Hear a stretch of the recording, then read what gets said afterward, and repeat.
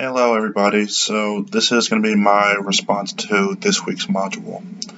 In response to question 1, the laws that created inclusive classrooms were mostly to ensure that students who were found eligible for special education services were put in 1, the least restrictive environment, and other procedural safeguards to protect their rights and their families, whether that's to ensure that they will have a free and public education, to also ensure that their needs will be met by the teacher or whoever is watching over them during that time.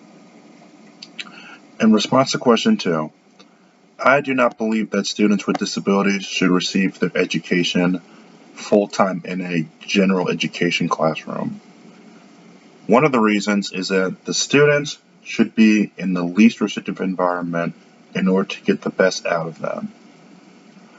They would also struggle immensely because they are not getting their needs met in a timely manner, which means if you have a kid that has frequently to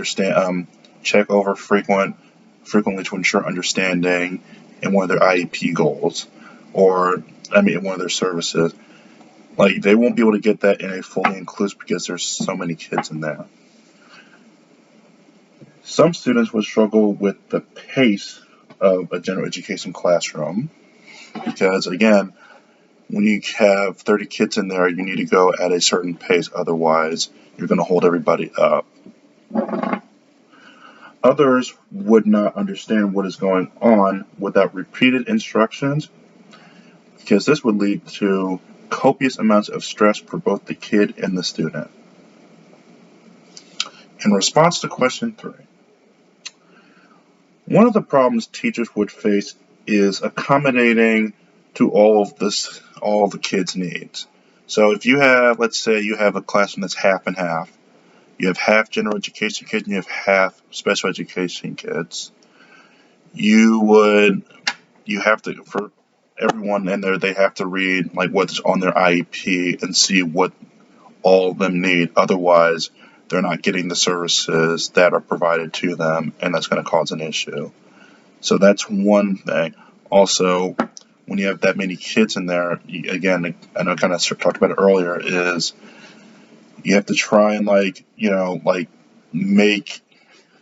to make the classroom as accommodating for all of them as possible. So if they don't understand something, you have to go over it with them individually, and that takes a lot of time, not from you, but from the student and the other students in the classroom who may not understand it either. Making sure that the ones who have assistive technology, make sure that it works, and it also make sure that they have it with them, because sometimes they're going to forget. If there are 2 teachers in there, as it being a co-taught class, then there has to be an understanding of what each one of them will do in order to help each other out and the kids. Also, getting an understanding of the student's personality.